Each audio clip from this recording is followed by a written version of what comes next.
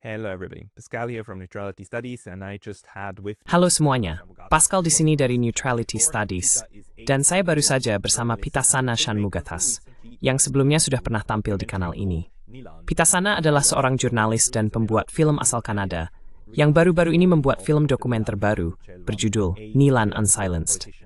Dokumenter ini tersedia secara gratis, dan menceritakan kisah Dr. Nilan Tiruchelvam, seorang politisi dan ahli hukum konstitusi asal Sri Lanka, yang berusaha melalui berbagai bentuk aktivisme dan visi politiknya untuk konstitusi baru, mengakhiri perang saudara yang panjang dan berdarah, serta membawa perdamaian ke Sri Lanka. Pitasana mengizinkan saya untuk memperlihatkan trailernya kepada Anda, yang akan saya lakukan sekarang, dan setelah itu, kita akan langsung masuk ke diskusi.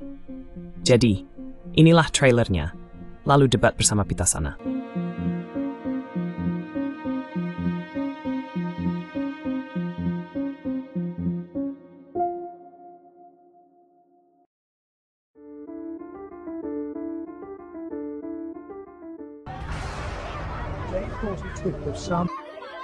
Adegan yang baru saja Anda lihat berasal dari tahap akhir Perang Saudara Sri Lanka pada tahun 2009, ketika pasukan pemerintah menembaki wilayah sipil Tamil.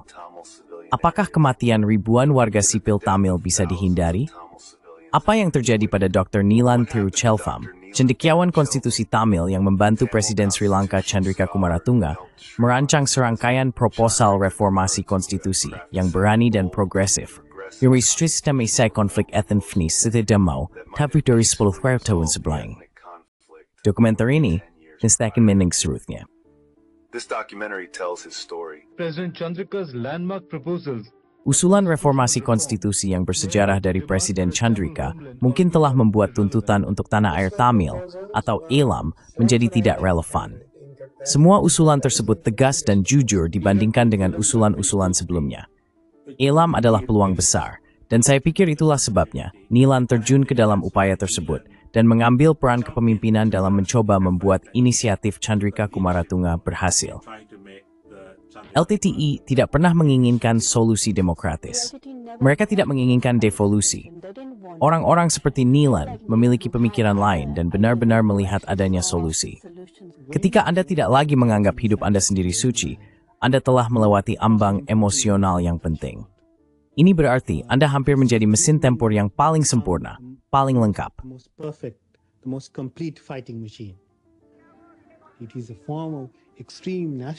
Ini adalah bentuk nasionalisme ekstrem yang mampu membangkitkan semangat seperti itu, semacam. Metodologi politik LTTE dan strategi utama mereka, mengeliminasi dan membunuh orang-orang yang mereka labeli sebagai pengkhianat, adalah semacam kanker sosial. Kita tidak menawarkan solusi yang bersatu. Kita tidak sepakat pada program bersama dan tidak memobilisasi rakyat. Kita justru saling menyerang.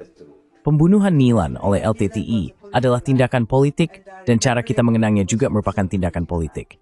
Saya sangat yakin itu adalah kesalahan terbesar yang dilakukan LTTE.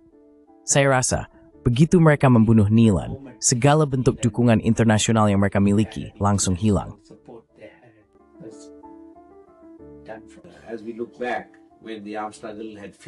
Jika kita melihat ke belakang, ketika perjuangan bersenjata telah gagal, begitu banyak kerugian dan kehancuran terjadi, terutama bagi masyarakat Tamil, jika dibandingkan siapa yang paling banyak kehilangan. Dan saat kita mencari solusi, jalan yang ditunjukkan Nilan adalah satu-satunya yang tersedia bagi kita. Anda harus memikirkan Nilan bukan hanya karena perannya terkait, kutip, konflik etnis, tutup kutip, dengan penekanan khusus tentu saja pada negaranya sendiri. Tetapi Anda juga harus memandangnya sebagai sosok yang penting bagi seluruh perjalanan perkembangan gerakan hak asasi manusia.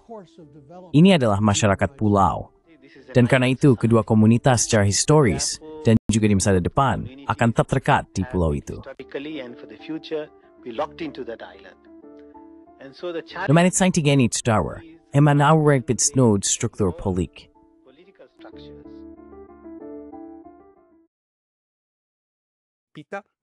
Pitasana, Anda juga turunan Sri Lanka.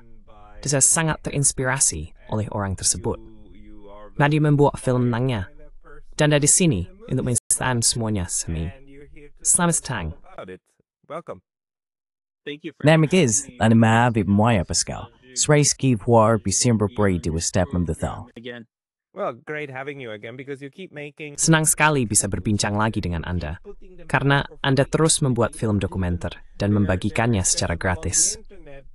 Film-film itu mudah diakses di internet, karena Anda adalah seseorang yang punya misi. Misi Anda adalah memberitahu orang-orang seperti apa politik yang benar-benar baik itu. Dan saya rasa Anda menemukan inspirasi dalam sosok Nilan Tiruchelvam. Tiruchelvam? Yeah, Nilan Tiruchelvam. So he was a very inspirational Ya, Nilan Tiruchelvam. Dia adalah sosok yang sangat inspiratif. Nilan lahir dan dibesarkan di Ceylon, Britania, yang sekarang dikenal sebagai Sri Lanka. Ia lahir dari keluarga yang sangat kaya. Ayahnya adalah seorang politisi dan menteri pemerintahan lokal di Sri Lanka. Segera setelah Sri Lanka merdeka dari Inggris, negara itu langsung menghadapi krisis etnis karena komunitas mayoritas di pulau itu, yaitu komunitas Sinhala, yang terdiri dari 78% populasi, langsung mulai memberlakukan kebijakan diskriminatif yang menargetkan komunitas minoritas, khususnya komunitas Tamil, yang jumlahnya kurang dari 20% populasi.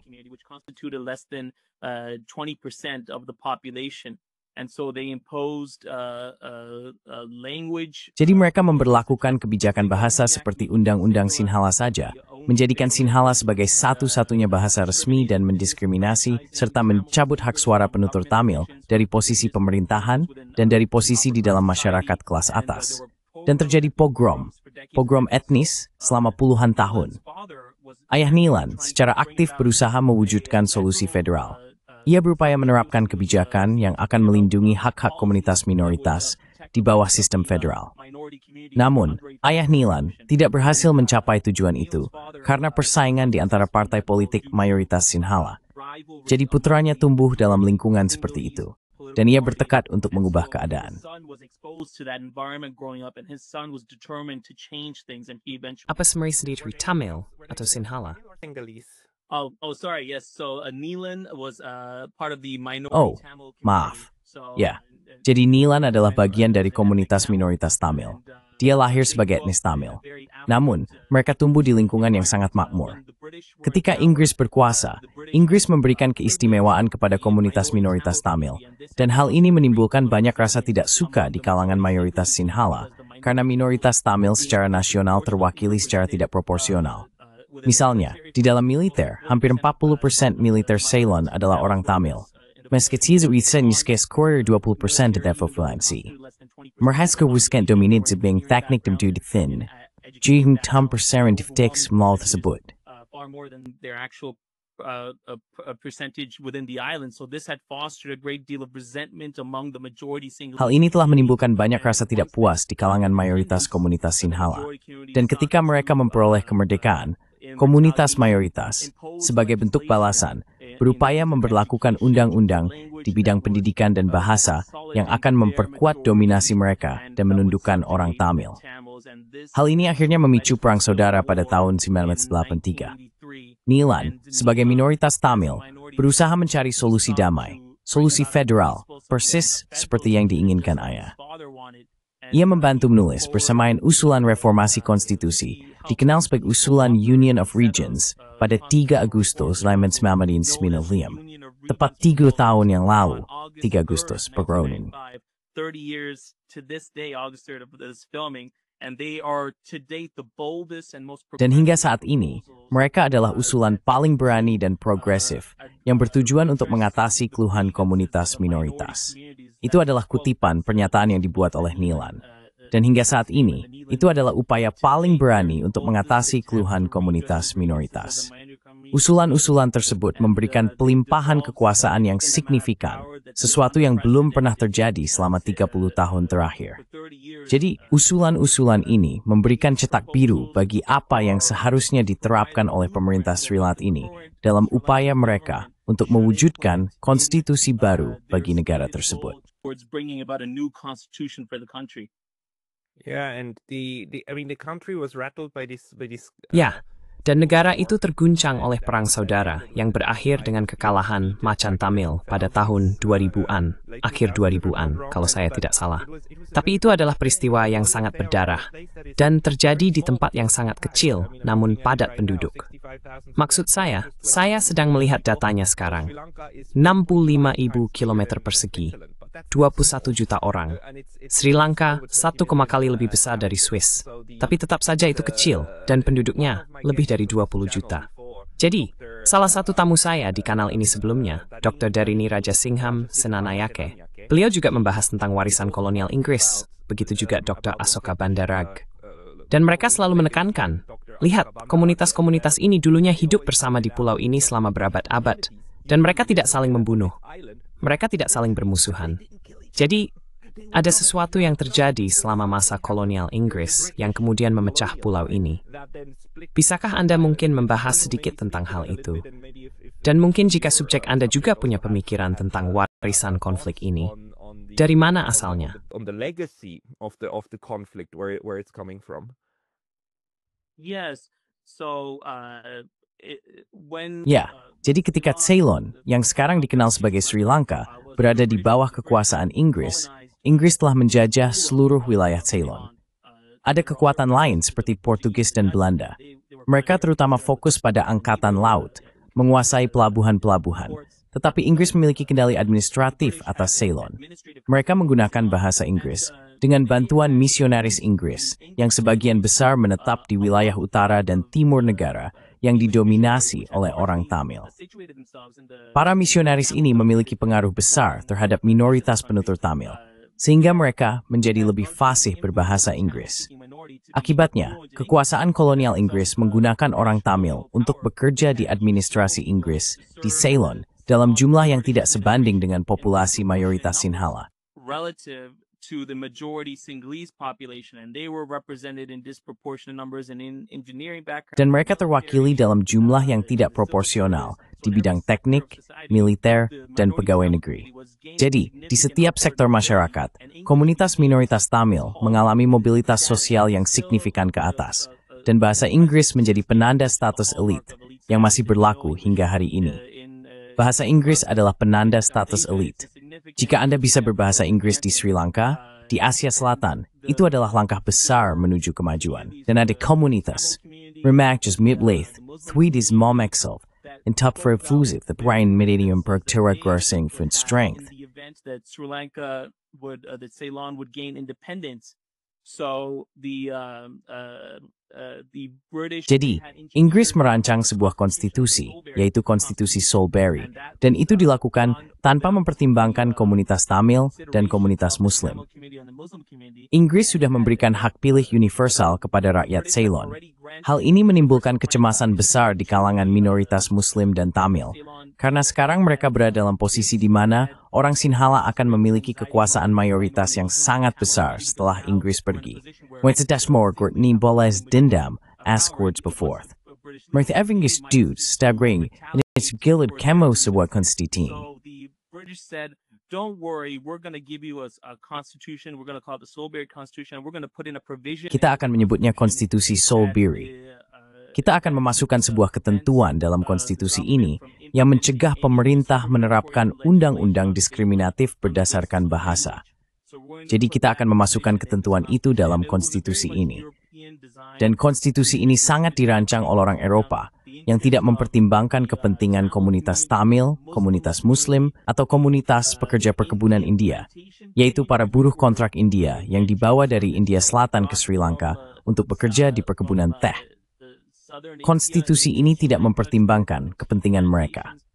Dan inilah konstitusi yang dimiliki Sri Lanka sebagai konstitusi kemerdekaannya.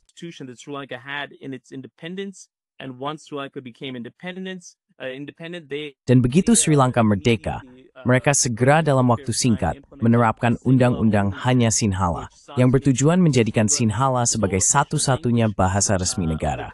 Dan hal itu langsung membuat banyak orang Tamil kehilangan hak di sektor pemerintahan. Jika Anda tidak bisa berbahasa Sinhala, maka Anda langsung kehilangan pekerjaan.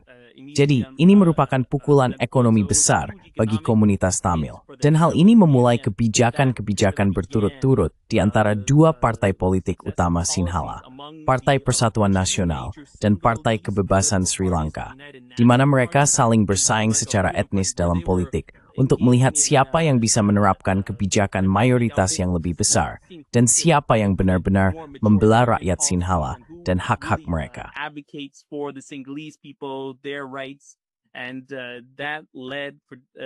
Dan hal itu menyebabkan dekade-dekade berikutnya dipenuhi kebijakan diskriminatif. Kemudian, hal tersebut pada pogrom besar-besaran pada Juli 1983, di mana ribuan orang Tamil dibunuh. Peristiwa itu memicu perang saudara selama 25 tahun, di mana masyarakat Tamil di utara dan timur menginginkan negara terpisah, karena merasa itu satu-satunya cara mereka bisa dilindungi dari kekerasan mayoritas Sinhala dan kebijakan diskriminatif yang telah mencabut hak-hak orang Tamil dalam hal bahasa, pendidikan, dan segala bentuk mobilitas ekonomi ke atas di dalam masyarakat Sri Lanka. Jadi, itulah gambaran singkat tentang sejarah masyarakat yang sangat kompleks. It is extremely complex. Memang begitu. Ini sangat kompleks. Tapi saya pasti melewatkannya. Saya kira ada ketentuan dalam konstitusi yang diberlakukan oleh Inggris itu, yang melarang diskriminasi bahasa. Jadi bagaimana hal itu diberlakukan? Apakah konstitusinya benar-benar diubah? So was the constitution changed actually?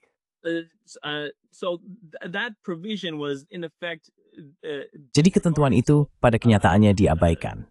Saat itu Sri Lanka baru saja merdeka dan berstatus sebagai negara dominion. Mereka memiliki jaksa agung, tetapi para pemimpin negara juga menghadapi basis nasionalis Sinhala yang besar dan tidak puas, yang harus mereka puaskan.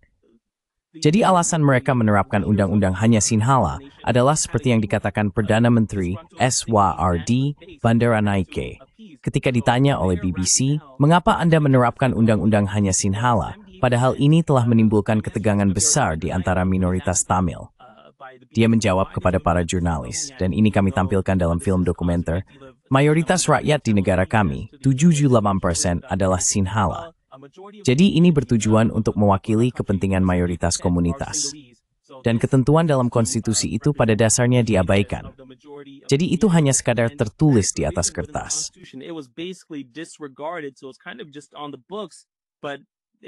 Inaman Tetsburi Remelinat, News the Sipper, Unang-Unod, Hafjizita, Silo Uniturpel, and Siru Set, Inggris bepergi.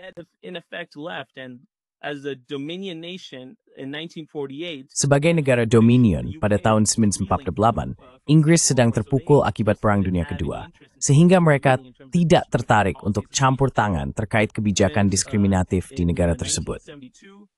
Ketika pada tahun 1972, Sri Lanka menjadi republik dan keluar dari status dominion, hal itu semakin memberanikan Sri Lanka untuk menerapkan konstitusi yang semakin memperkuat kekuasaan mayoritas komunitas Sinhala.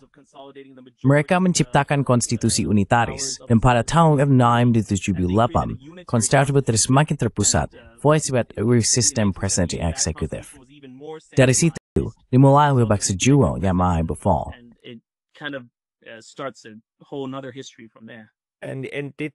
Dan apakah konstitusi baru itu benar-benar menghapus ketentuan tersebut? Atau ketentuan itu masih ada secara resmi, tetapi tidak ada mahkamah konstitusi yang pernah memutuskan menentangnya terhadap undang-undang yang kemudian muncul? Ya, jadi ketentuan itu dihapuskan dalam konstitusi yang baru. Pada dasarnya, konstitusi tahun 1972 memberikan agama Buddha posisi utama di Sri Lanka, dengan mempertimbangkan bahwa orang Tamil, sebagian besar dari mereka adalah penganut Hindu, dan ada juga beberapa yang Kristen serta Katolik. Namun, mayoritas penduduk negara tersebut adalah Buddha Sinhala, jadi agama Buddha diberikan posisi utama. Itu kembali memberikan pengakuan kepada Sinhala sebagai satu-satunya bahasa resmi dan tidak mengait Tamil sebagai bahasa resmi. Meskipun kenyataannya di wilayah utara dan timur, mayoritas besar penduduk di daerah tersebut berbicara bahasa Tamil.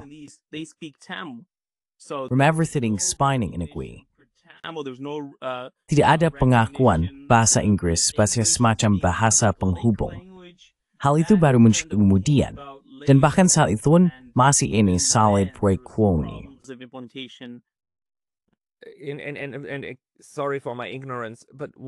Maaf atas ketidaktahuan saya, tapi apa yang membedakan Sinhala dari Tamil? Jika ada beberapa agama di antara mereka, dan jika ada faktor pembeda lainnya, apa hal utama yang membuat seseorang menjadi Tamil dan yang lain menjadi Sinhala?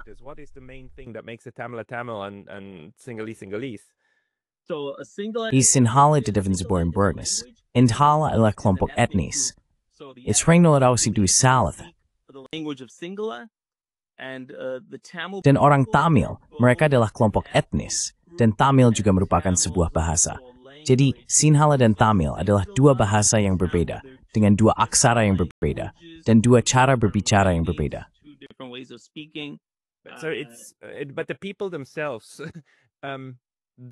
Tapi bagaimana dengan masyarakatnya sendiri? Apakah ada ciri-ciri yang membedakan mereka? Atau apakah perbedaannya sangat mirip dengan yang menyebabkan genosida di Rwanda antara Hutu dan Tutsi, yang sebenarnya merupakan perbedaan buatan, tetapi juga merupakan warisan kolonial untuk memecah belah dan menguasai? Apakah masalah di Sri Lanka serupa? Atau ada cara-cara berbeda yang membentuk keberadaan kelompok-kelompok ini?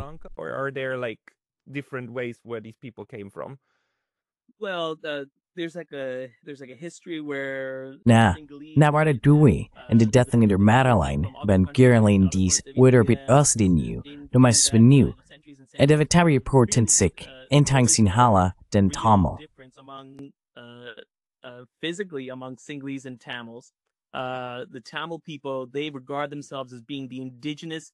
Orang Tamil menganggap diri mereka sebagai penduduk asli di wilayah utara dan timur negara itu. Sementara orang Sinhala menganggap diri mereka sebagai penduduk asli di wilayah selatan dan barat.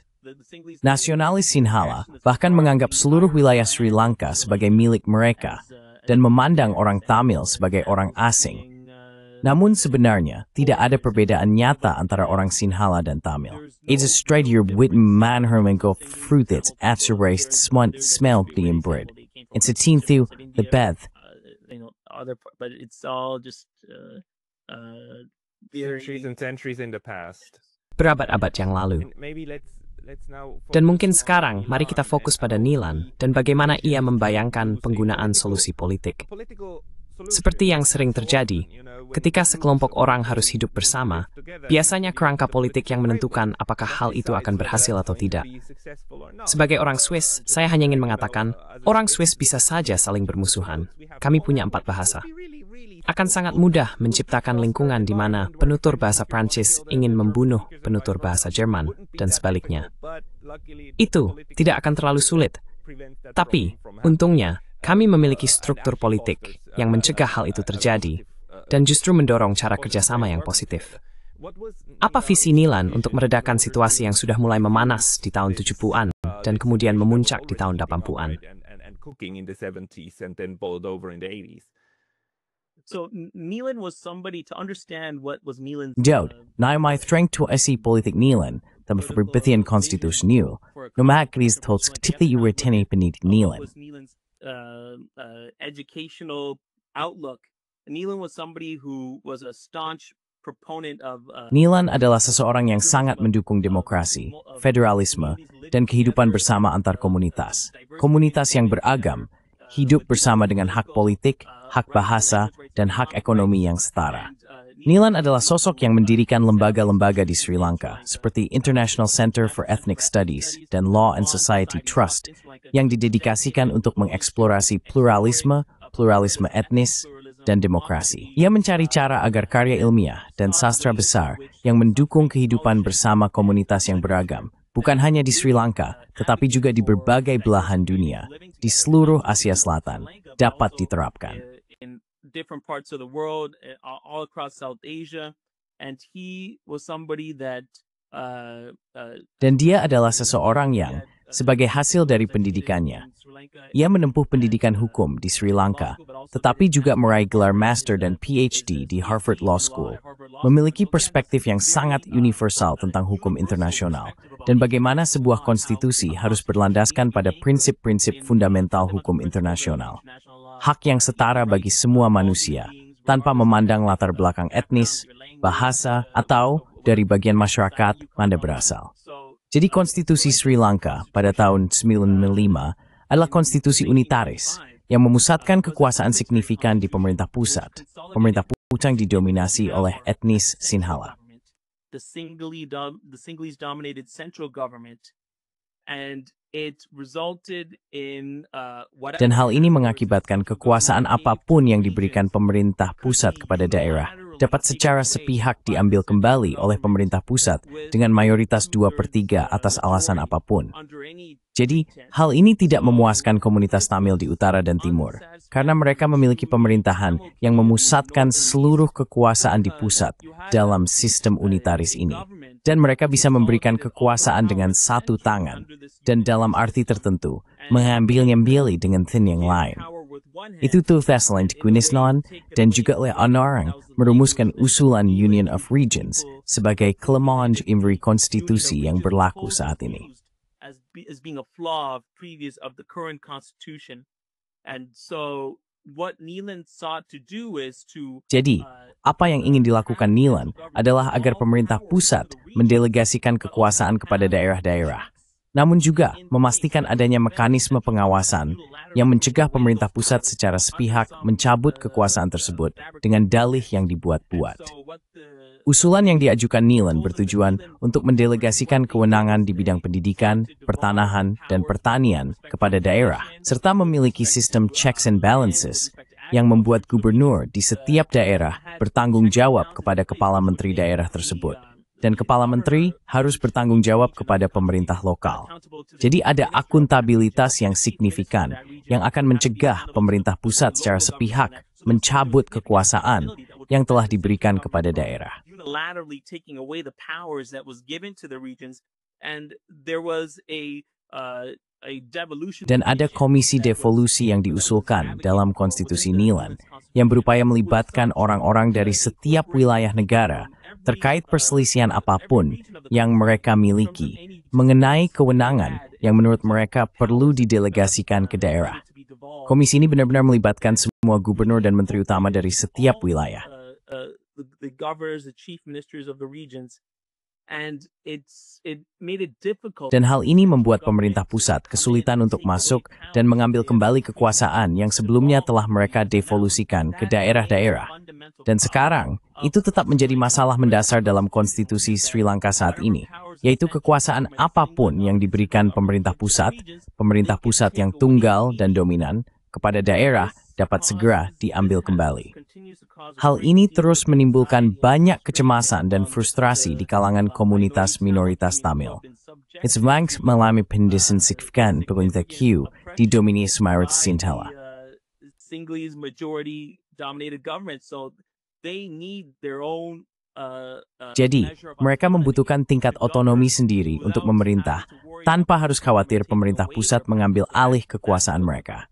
Itulah yang dilakukan oleh proposal-proposal tersebut, dan itulah mengapa mereka sangat populer pada saat itu. Dalam dokumenter tersebut, para akademisi menganggap proposal-proposal itu sebagai federalisme, meskipun tidak disebutkan secara langsung. Proposal Neelan menghapus kata kesatuan dan memilih Sri Pertingsikas pada Serikat Wilayah.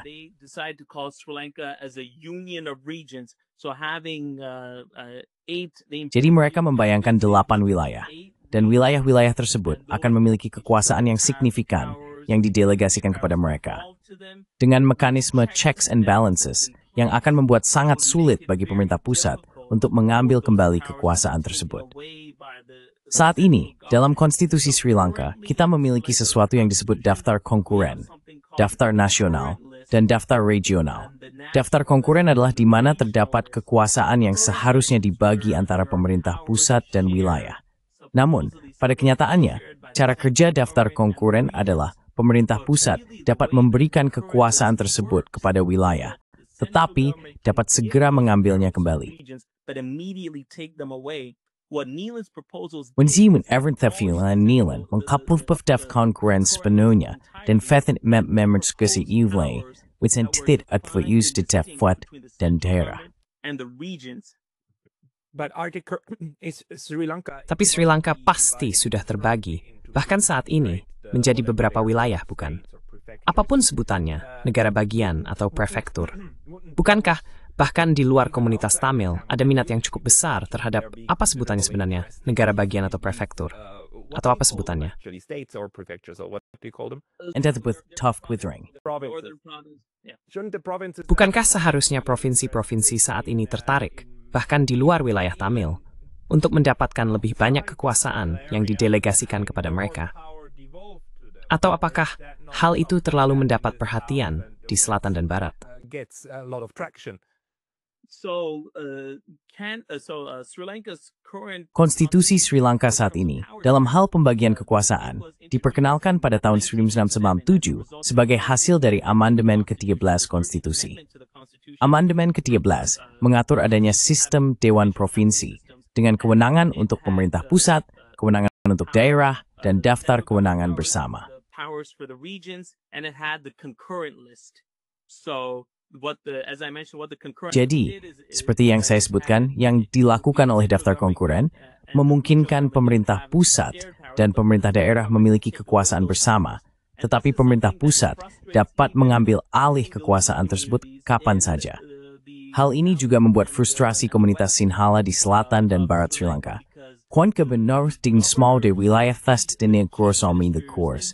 Pemerintah pusat tisat, fraud, sepusat bentorts, memberikan dan mencabut kekesesaan itu. give power and take it away. Vos Karamin sestep lebih rinci pada saya. Daftar konkuren juga aneh. Maksud saya, Plebe tab mungkin merantu straight di sebelumnya. Like that. So does that mean like the concurrent list says, Jadi apakah itu berarti daftar konkuren itu seperti, hey, kamu, gubernur atau menteri keuangan provinsi X, silakan datang ke ibu kota, lalu kita putuskan bersama-sama secara bersamaan apa yang harus dilakukan. Tapi kalau kita tidak sepakat, maka saya yang selalu menang. Apakah memang seperti itu pengaturannya? that the setup?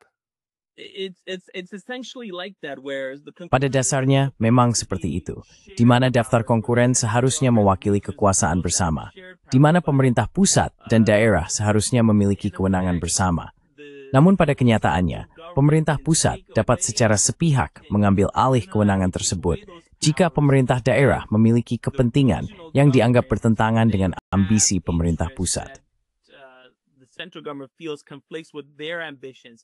So that's why Neelan and many Itulah sebabnya Neelan dan banyak orang yang merumuskan proposal wilayah persatuan mengatakan bahwa pada dasarnya, sistem pembagian kekuasaan di Sri Lanka saat ini adalah sistem di mana kekuasaan diberikan dengan satu tangan dan kemudian diambil kembali dengan tangan yang lain. Jadi, ada sejumlah kekuasaan dalam daftar konkuren yang seharusnya dibagi, tetapi pemerintah pusat bisa saja mengambil kekuasaan itu secara sepihak.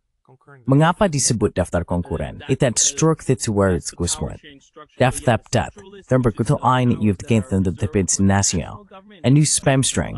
so for the List of powers on both sides, and then the concurrent as in Untuk daftar kekuasaan di kedua belah pihak, lalu daftar kekuasaan bersama, atau kekuasaan yang dibagi, ya. Dan Neelan memang sudah ingin mengubah itu menjadi struktur federal yang sangat ditentang, dan aktivisme politiknya bahkan membuatnya kehilangan nyawa. Bisakah kamu ceritakan bagaimana kisahnya berakhir sebelum kita kembali ke situasi saat ini? story ends before we go back to where we are today. yes. So when so by this point, Ya, 1995, jadi pada saat itu, tahun 1995, konflik etnis sudah mencapai puncaknya. so there were Ada kelompok separatis Tamil, orang-orang Tamil yang memutuskan untuk mengangkat senjata dan berperang melawan pemerintah Sri Lanka demi mendirikan negara sendiri di wilayah utara dan timur negara itu, yang dikenal sebagai Tamil Eelam. Negara itu dimaksudkan sebagai negara terpisah bagi masyarakat penutur bahasa Tamil. Pemerintah Sri Lanka menentang hal ini. Pemerintah-pemerintah yang silih berganti juga menentangnya, dan mereka melancarkan perang untuk mengalahkan para separatis Tamil. Ada beberapa kelompok separatis Tamil. Akhirnya, salah satu kelompok membunuh anggota kelompok saingan dan mengkonsolidasikan kekuasaan. Kelompok itu adalah LTTE, Macan Pembebasan Tamil Eelam, dan pemimpinnya adalah Prabhakaran. the Liberation Tigers of Tamil Eelam, and their leader was Prabhakaran. So Prabhakaran Members Stavkin, Srong Miasinoi, Hewa Oramilal, Haminol, ang Naritathirpist. Debutai Saptai Tamil, Yumeris Pakai di Karathapisin, Ayo with Thoring, Pingnat. is a traitor, and so Neelan was advocating for Jadi Neelan memperjuangkan federalisme, dan pada tahun 1995, ribuan orang Sinhala dan Tamil telah tewas akibat pertempuran tersebut. Pasukan penjaga perdamaian India pada tahun 1987 telah masuk ke negara itu dan terjadi perang brutal di mana ribuan orang Tamil terbunuh. Tak terhitung jumlah orang Tamil yang diperkosa dan kekejaman yang sangat besar terjadi. Kekejaman juga terjadi di selatan negara itu, di wilayah yang didominasi oleh Sinhala. Perfanaan dolar sangat banyak. Inilah pemuncul dari Federasi. Mari kita pelajari profil saat nude sumber korning current semakin dinistimai di pulau ini. Federalism, which would take into account the interests of all the communities in the island, it would devolve power from the central government to the region. Ini akan mendesentralisasikan kekuasaan dari pemerintah pusat ke daerah, memastikan bahwa semua komunitas, bukan hanya Tamil, memiliki tingkat otonomi yang memungkinkan mereka untuk memerintah secara bebas dan melindungi hak-hak mereka terkait bahasa dan urusan ekonomi. Prabhakaran memandang Neelan sebagai seorang pengkhianat. Berani-beraninya kamu mendukung federalisme? Kamu orang Tamil. Kamu harus mendukung separatisme. Namun Neelan, sebagai anggota parlemen di Sri Lanka, dan seseorang yang saat itu bekerja sama dengan Presiden Chandrika Kumaratunga untuk mengajukan proposal-proposal ini, sangat percaya pada pluralisme, bahwa komunitas yang berbeda dan beragam dapat hidup bersama dan berdampingan.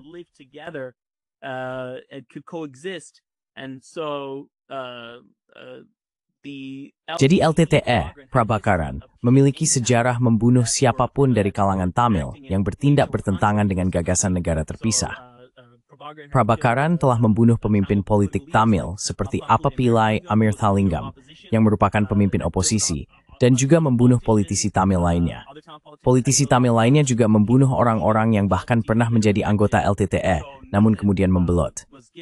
Neelan menerima ancaman pembunuhan dari LTTE, dan pada 2 Juli 1999, Tetheman seorang bro Tan Niri untuk membunuh Neelan, meninggalkan Mtayu, dan menuju kantornya di Colombo di mobil. Ia tewas. Itu yang terjadi. Neelan menjadi sasaran kampanye fitnah brutal oleh LTTE. Vilification campaign by the LTTE, Oleh orang Tamil, oleh sebagian kelompok, yang justru ia coba berikan lebih banyak kekuasaan, bukan? Tepat sekali. Ini adalah hal yang biasa terjadi dalam perebutan kekuasaan. Di dalam kelompok itu sendiri, kekerasan terjadi, terutama oleh kelompok garis keras terhadap kelompok moderat. Dan dia adalah tipe moderat yang berusaha menyelesaikan masalah secara damai. Bisakah Anda ceritakan tentang warisannya? Apakah dia masih dikenal luas di Sri Lanka saat ini?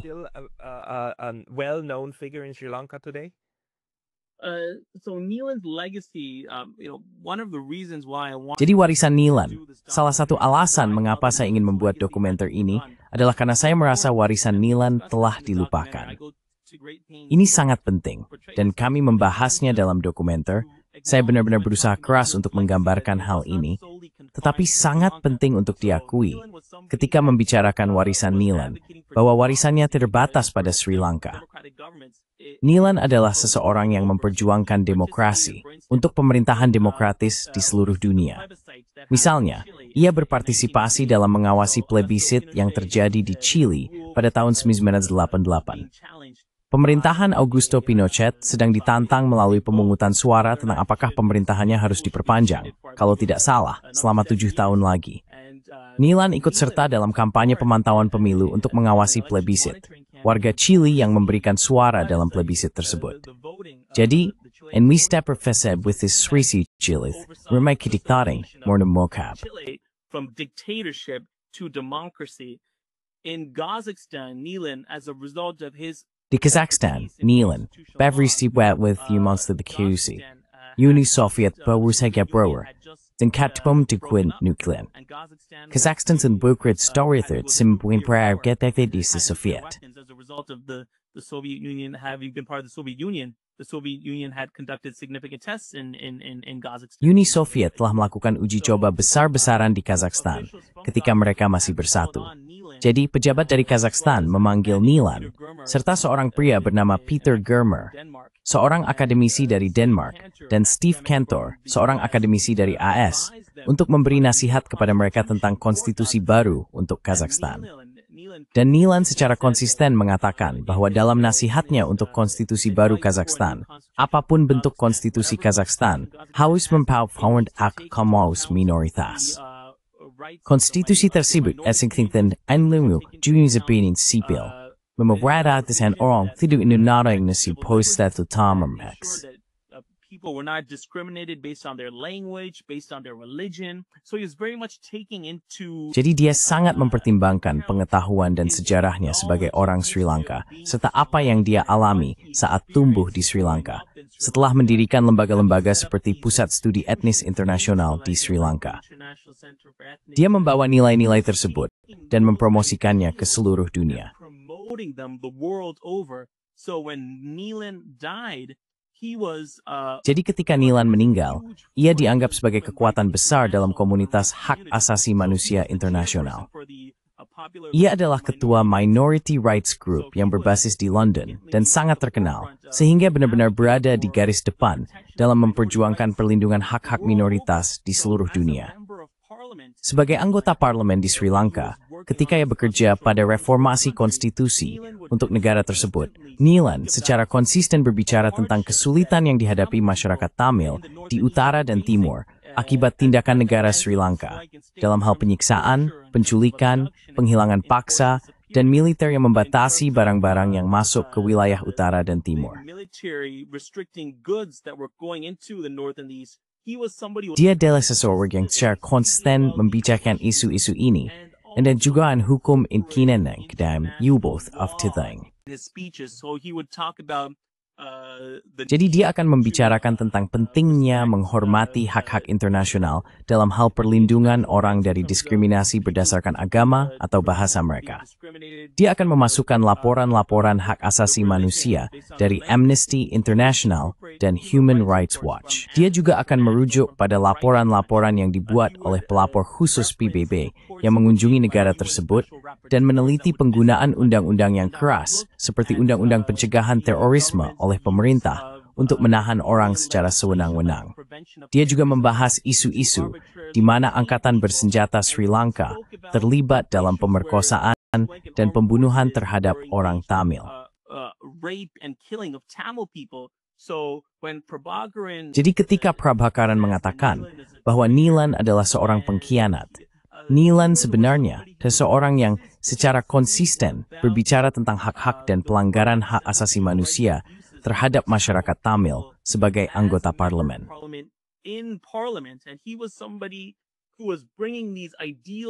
Dan dia adalah seseorang yang membawa nilai-nilai hak asasi manusia dan demokrasi ke dunia. Dan menurut saya itu penting, bahwa dia bukan hanya seorang Sri Lanka, tetapi juga seseorang yang percaya pada pluralisme dan keberadaan komunitas secara berdampingan. Dia meyakini nilai-nilai tersebut secara global, dan dia adalah pendukung kuat solusi demokratis sebagai cara untuk menyelesaikan perbedaan, bukan melalui kekerasan.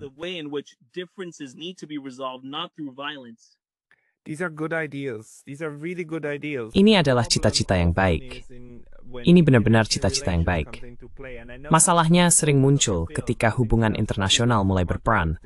Dan saya tahu ini bukan fokus film Anda, tapi karena Anda telah mempelajarinya begitu dalam, saya tetap ingin bertanya. Individu seperti ini sangat mudah dimanfaatkan oleh kekuatan luar untuk menjalankan agenda tertentu atau melobi demi agenda tertentu. Dan saya ingat bahwa dari ini, di saluran saya pernah menunjukkan, Anda tahu ketika Inggris pergi dan memberikan konstitusi lalu pemerintahan, mereka meninggalkan segalanya tetap seperti semula agar bisa terus menggunakan Sri Lanka sebagai pusat logistik karena posisinya di Pasifik sama seperti Malta di Mediterania. Ini adalah tempat yang sangat-sangat strategis, baik untuk tujuan militer maupun ekonomi.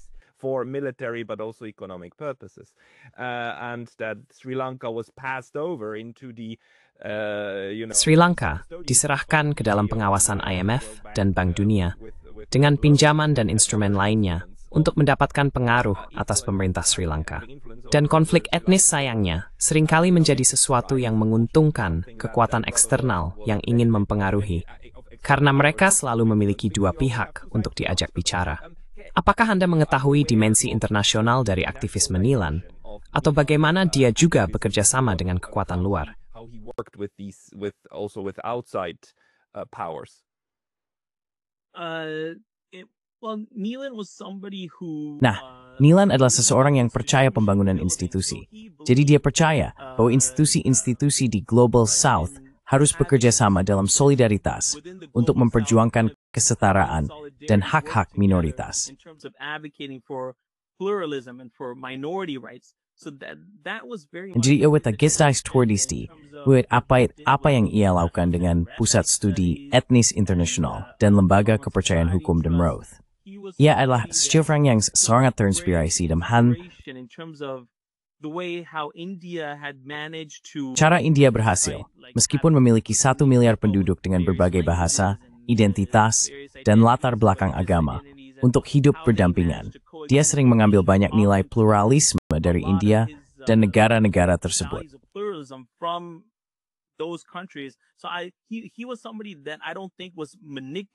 Jadi menurut saya, dia bukanlah seseorang yang dimanipulasi oleh kekuatan eksternal untuk bertindak dengan cara yang menipu atau tunduk pada kepentingan mereka.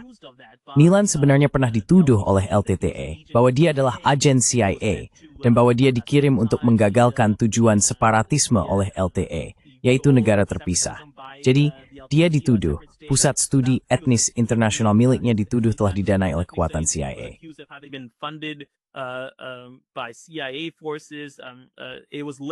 Itu terkait dengan Ford Foundation, International Center for Ethnic Studies. Namun, hal itu sudah lakukan sebagai semacam teori konspirasi untuk mengatakan bahwa Neelan agen CIA.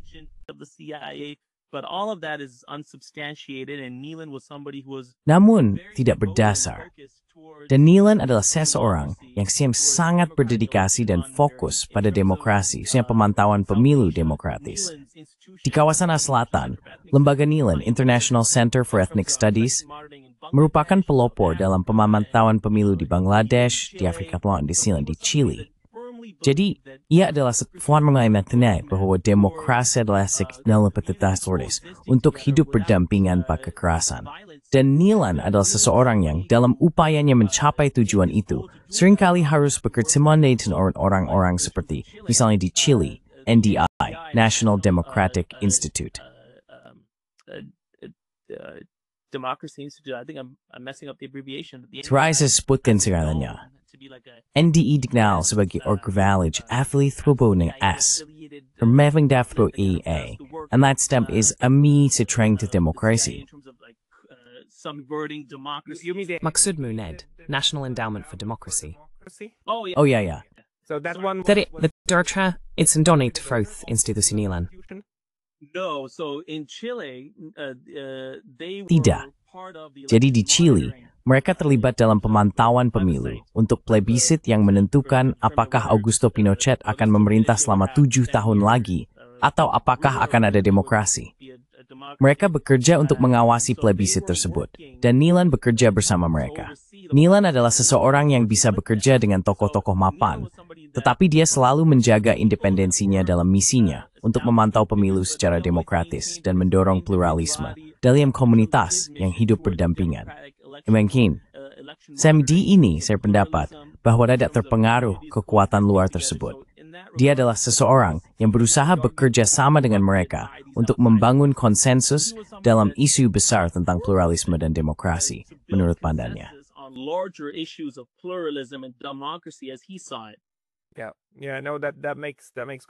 Ya, saya tahu itu masuk akal. Dan juga, dari selatan global ke selatan global, pembangunan dan penguatan institusi serta pemantauan, karena memang membantu jika negara-negara selatan global saling mendukung. Karena mereka secara alami tidak memiliki pendekatan yang keras, melainkan lebih berperan sebagai penasihat. Mereka memberikan nasihat yang tepat, bukan perintah, dan itu sangat baik. Ya, menurut Anda, untuk membawanya ke masa kini, sebelum kita mulai berbicara, Anda juga mengatakan bahwa Sri Lanka sekarang kembali berada di momen khusus, di mana ide-ide yang dimiliki Neelan bisa diterapkan lagi untuk melakukan devolusi kekuasaan. Apa yang sedang terjadi saat ini, dan mengapa atau ide-idenya masih relevan?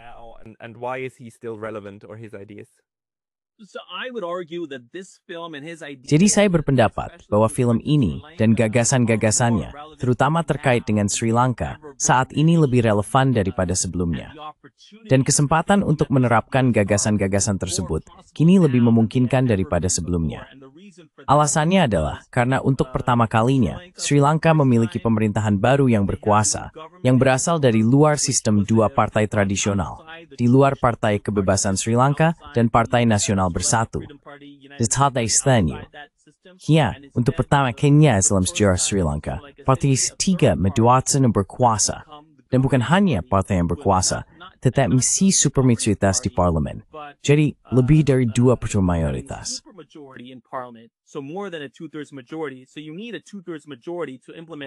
Jadi, Anda memerlukan mayoritas 2/3 untuk melaksanakan reformasi konstitusi. Salah satu hambatan yang dihadapi Nilan adalah Presiden saat itu, Chandrika Kumaratunga, yang mengusung proposal Union of Regions, tidak mampu mendapatkan mayoritas 2/3 untuk melaksanakan proposal yang dikerjakan Nilan karena adanya persaingan di antara orang Sinhala, persaingan lama di antara orang Sinhala, yang percaya bahwa may disicur persreng memiliki terlalu simtan eksu orang Tamil. Iterentek senlubain hak seperang Tamil. Ini yang arah pada separatisme. Ketakutan-ketakutan itu akhirnya muncul. Itu adalah salah satu mengapa usulan-usulan tersebut tidak mendapatkan mayoritas 2/3. Namun sekarang, di Sri Lanka saat ini, Presiden Anura Kumar Adesanyake telah berkuasa. Dizit in semberseporisik steprek nasional, demkerebo sway mayoritas mutlak di Parlemen. Dan Anura Kumar Adesanyake berkampanye untuk konstitusi baru bagi Sri Lanka. Sebuah konstitusi yang akan mendistribusikan kekuasaan ke daerah-daerah, bahkan hingga ke perintah lokal, yang akan menghapuskan sistem presidensi eksekutif di Sri Lanka, dan yang akan memastikan bahwa kekuasaan berada di tangan parlemen.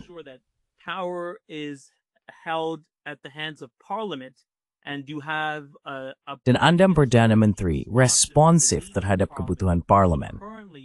Jadi saat ini, dalam konstitusi Sri Lanka, kita memiliki sistem presidensi eksekutif yang memusatkan kekuasaan dalam jumlah marbes tangan mereka.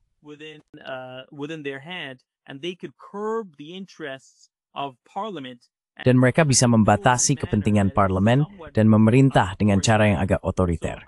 Jadi Anura Kumar Adesanyake berjanji untuk menghapuskan sistem presidensi eksekutif. Usulan Nilan juga bertujuan untuk menghapuskan presidensi eksekutif. Anura juga berkampanye untuk mendesentralisasikan kekuasaan ke daerah-daerah, ke pemerintah lokal, serta memastikan bahwa kepentingan komunitas minoritas dipertimbangkan dan dilindungi. Nilai-nilai inilah yang diusung oleh Anura Kumar Adesanyake, presiden saat ini, dalam kampanyenya. Itulah sebabnya, komunitas Tamil di utara dan timur memilih National People's Power, koalisi politik Presiden Anura Adesanyake.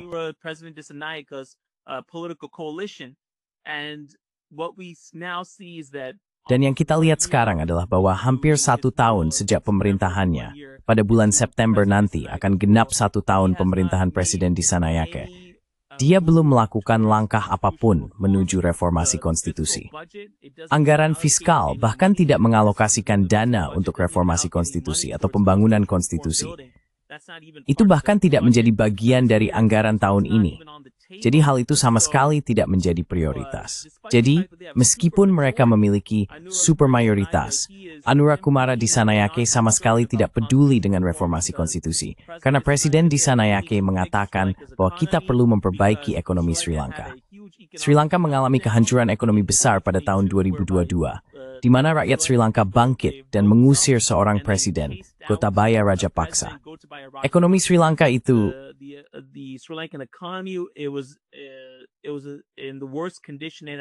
negara itu berada dalam kondisi terburuk sejak kemerdekaan. Sri Lanka mengalami resesi ekonomi besar-besaran. Ekonominya benar-benar terjun bebas. Jadi Presiden Adesanyake berkata, saya harus fokus pada ekonomi. Saya harus fokus memberantas korupsi. Saya harus fokus pada isu-isu ini. Dan kita bisa memikirkan konstitusi nanti. Saya punya supermayoritas, jadi kita punya waktu untuk itu. Tapi masalahnya, Presiden sedang menyia-nyiakan kesempatan besar dan langka ini untuk benar-benar menerapkan konstitusi yang inklusif dan adil, seperti yang diperjuangkan oleh Nilan, seperti yang diusung oleh proposal Union of Regions. Dan yang dilakukan dokumenter ini adalah berupaya mengedukasi masyarakat tentang kondisi konstitusi Sri Lanka saat ini, struktur kesatuan dalam konstitusi Sri Lanka, yang sangat berbahaya karena telah memusatkan kekuasaan di pemerintah pusat dan tidak mendistribusikan kekuasaan ke daerah-daerah dengan cara yang menjamin tingkat otonomi tanpa kekuasaan itu bisa diambil sepihak oleh pemerintah pusat. Jadi kita berada dalam posisi langka dengan supermayoritas di mana seorang presiden berkampanye untuk memperbaiki konstitusi baru yang memiliki banyak cita-cita dan bahkan memperjuangkannya. Itu tiba mesk enggan tulis for. He's reluctant to do so. So this documentary is designed to... Jadi dokumenter ini dirancang untuk mendidik masyarakat Sri Lanka khususnya dan mendorong mereka agar menuntut Presiden Dissanayake segera bergerak dalam reformasi konstitusi dan menerapkan konstitusi tersebut. Karena saat ini kita memiliki mayoritas super yang langka, yang mungkin tidak akan kita miliki pada pemilu berikutnya. Bisa saja hilang dan kita kembali ke titik awal. Then we're back to square one. So people can go and watch your Halamang oras sa menukon film Andrews Westgate.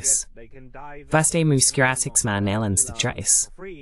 You can either Insworth play/www.neelanunsilenced.com to put your puff kemming to meet memets in under new. else also to find your work. You can follow my... Anda juga bisa mengikuti halaman Twitter saya. Nama pengguna saya adalah nama depan saya, Pitasanna. Saya sering membagikan banyak artikel yang saya tulis. Saya adalah penulis senior untuk Jurist, yaitu publikasi berita hukum yang dipimpin oleh mahasiswa hukum. Saya menulis banyak artikel tentang Sri Lanka, urusan global, dan Israel-Palestina. Saya bahkan pernah mewawancarai Duta Besar Kanada saat ini untuk Perserikatan Bangsa-Bangsa dan mengajukan banyak pertanyaan mendalam kepadanya tentang Israel-Palestina, Rusia, Ukraina, dan berbagai isu lainnya.